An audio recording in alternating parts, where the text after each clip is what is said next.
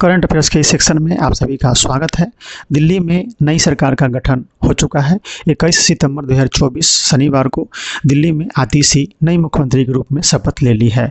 उपराज्यपाल विजय कुमार सक्सेना ने इन्हें मुख्यमंत्री पद की शपथ दिलाई है और इनके साथ 5 अन्य मंत्रियों ने भी शपथ ली है।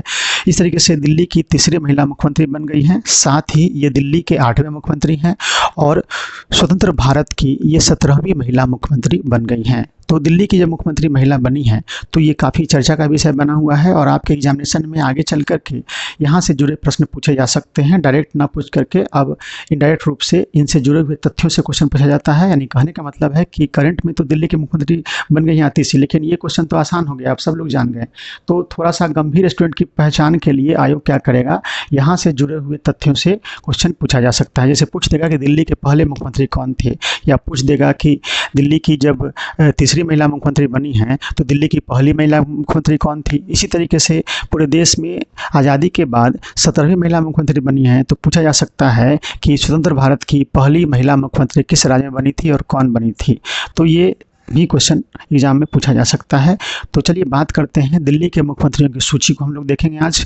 चलिए देखते हैं कि एक नंबर में देख सकते हैं आप चौधरी ब्रह्म प्रकाश, यहाँ से ये चुनाव जीते थे, ये नाम दिया गया है सीट का नाम। नांगलोई सीट से ये विधायक थे और चौधरी ब्रह्म प्रकाश 17 मार्च 1952 से 12 फरवरी 1955 तक यानी 2 साल 332 दिन दिल्ली के मुख्यमंत्री के रूप में काम किए हैं।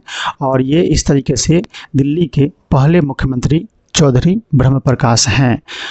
ये भारतीय राष्ट्र हैं। गुरुमुख निहाल सिंह ये दरियागंज से विधायक हुआ करते थे और 12 फरवरी 1955 से 1 नवंबर 1956 तक ये दिल्ली के मुख्यमंत्री रहे हैं, 1 साल 263 दिन। और ये भारतीय राष्ट्रीय कांग्रेस पार्टी के ही थे। 1956 से लेकर 1993 तक दिल्ली में मुख्यमंत्री का पद समाप्त कर दिया गया था। वहाँ लिखा हुआ है, आप देख सकते हैं, पद समाप्त 1956 से 1993 तक। आज़ादी के बाद दिल्ली की प्रशासनिक व्यवस्था समय समय पर परिवर्तित की जाती रही है। संविधान के लागू होने पर इसे सी श्रेणी के तहत रखा गया था। आप सभी जानते हैं कि संविधान जब लागू हुआ था देश में तो भारत के राज्यों को 4 श्रेणी में रखा गया था, A, B, C और D। तो दिल्ली को सी श्रेणी में रखा गया था और इसके लिए 48 सदस्यीय विधानसभा तथा मंत्रिपरिषद का प्रावधान कर एक प्रशासक नियुक्त किया गया था। राज्यों के पुनर्गठन के पश्चात इसे संघ राज्य क्षेत्र घोषित किया गया था। यानी जब राज्यों का पुनर्गठन हुआ था 1956 ईस्वी में तो दिल्ली को संघ राज्य क्षेत्र घोषित कर दिया गया था और विधानसभा और मंत्रिपरिषद को समाप्त कर दिया गया था और इसके शासन के लिए चीफ कमिश्नर नियुक्त कर दिया गया था। देखिए फ्रेंड्स, शुरुआत में जब आज़ाद हुआ था देश तो उस समय इसे सी श्रेणी में रखा गया था और वहाँ पे उस समय विधानसभा और मंत्रिपरिषद का प्रावधान किया गया था। लेकिन 1956 में जब राज्यों का पुनर्गठन किया गया था तो इसे केंद्र शासित प्रदेश बनाया गया था और विधानसभा और मंत्रिपरिषद वाली व्यवस्था को समाप्त करके यहाँ एक चीफ कमिश्नर नियुक्त कर दिया गया था। लेकिन इस व्यवस्था से लोग संतुष्ट नहीं थे, इसलिए 1966 में संसद द्वारा दिल्ली प्रशासन विधेयक पारित किया गया, जिसके तहत दिल्ली में एक अंतरिम महानगर परिषद की स्थापना की गई जिसके सदस्यों की संख्या 47 थी। 1967 में अंतरिम महानगर परिषद को समाप्त कर दिया गया और नवीन महानगर परिषद की स्थापना की गई तथा इस परिषद के कुल सदस्यों की संख्या 64 नियत की गई थी। कार्यपालिका के सर्वोच्च अधिकारी के रूप में उपराज्यपाल की व्यवस्था की गई। उपराज्यपाल की नियुक्ति राष्ट्रपति द्वारा की जाती थी और यह राष्ट्रपति के प्रति ही उत्तरदायी होता था। ये व्यवस्था बनी हुई थी। तो 1967 में की गई प्रशासनिक व्यवस्था के प्रति भी लोगों द्वारा लगातार असंतोष व्यक्त किया जा रहा था और दिल्ली में लोकप्रिय शासन की स्थापना के लिए मांग की जा रही थी।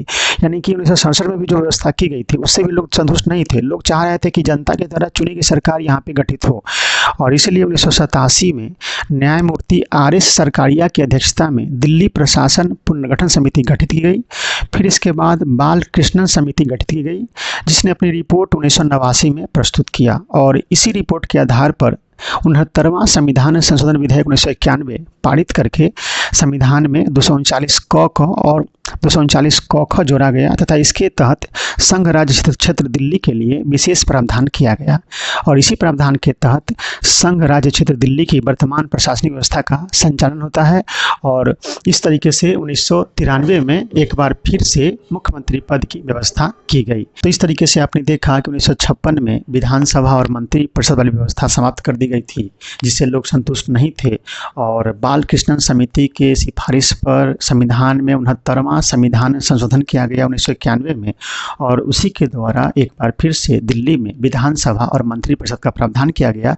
और इस नई व्यवस्था के आधार पर 1993 में नई सरकार का गठन हुआ, जिसमें मुख्यमंत्री बने मदन लाल खुराना जी। ये मोतीनगर से विधायक थे और ये 2 दिसंबर 1993 से 26 फरवरी 1996 तक दिल्ली के मुख्यमंत्री रहे। इस तरीके से दिल्ली के तीसरे मुख्यमंत्री बने मदन लाल खुराना, और 69वें संविधान संशोधन के बाद दिल्ली के पहले मुख्यमंत्री बने मदन लाल खुराना। ये रहे हैं 2 दिसंबर 1993 से 26 फरवरी 1996 तक 2 साल 86 दिन ये दिल्ली के मुख्यमंत्री रहे हैं। साहिब सिंह वर्मा, और ये शालीमार बाग से विधायक हुआ करते थे, और 26 फरवरी 1996 से 12 अक्टूबर 1998 तक ये 2 साल 228 दिन दिल्ली के मुख्यमंत्री रहे हैं। 5वें मुख्यमंत्री बने सुषमा स्वराज। ये भी आपको 12 अक्टूबर 1998 से 3 दिसंबर 1998 तक मात्र 52 दिन ये मुख्यमंत्री रहीं, और ये विधायक नहीं थी। तो इस तरीके से दिल्ली की पहली महिला मुख्यमंत्री बनी सुषमा स्वराज। आपको 12 अक्टूबर 1998 से 3 दिसंबर 1998 तक 52 दिनों तक ये दिल्ली की मुख्यमंत्री रही हैं। दिल्ली के छठे मुख्यमंत्री बने शीला दीक्षित जी। नई दिल्ली विधानसभा से विधायक थे ये, और 3 दिसंबर 1998 से 28 दिसंबर 2013 तक लंबे समय तक, यानी 15 साल 25 दिन तक ये दिल्ली की मुख्यमंत्री रही, और ये भारतीय राष्ट्रीय कांग्रेस पार्टी की नेता थी। अब देखिए आपके स्क्रीन पे आ रहे हैं अरविंद केजरीवाल जी। एक नई राजनीति की शुरुआत कर अरविंद केजरीवाल जी चुनाव में आए, और ये दिल्ली के 7वें मुख्यमंत्री बने, और ये 28 दिसंबर 2013 से 14 फरवरी 2014 तक पहली बार मुख्यमंत्री के रूप में 49 दिन काम किए। इसके बाद 15 फरवरी 2014 से 13 फरवरी 2015 तक दिल्ली में राष्ट्रपति शासन रहा। फिर दिल्ली के मुख्यमंत्री बने अरविंद केजरीवाल जी, और ये 14 फरवरी 2015 से 21 सितंबर 2024 तक दिल्ली के मुख्यमंत्री रहे। इस तरह से दिल्ली के 8वें मुख्यमंत्री बन गए हैं आतिशी मार्लेना, और ये कालका जी विधानसभा से विधायक हैं। इन्होंने शपथ ली है, और इस तरीके से दिल्ली के 8वें मुख्यमंत्री बन गए हैं।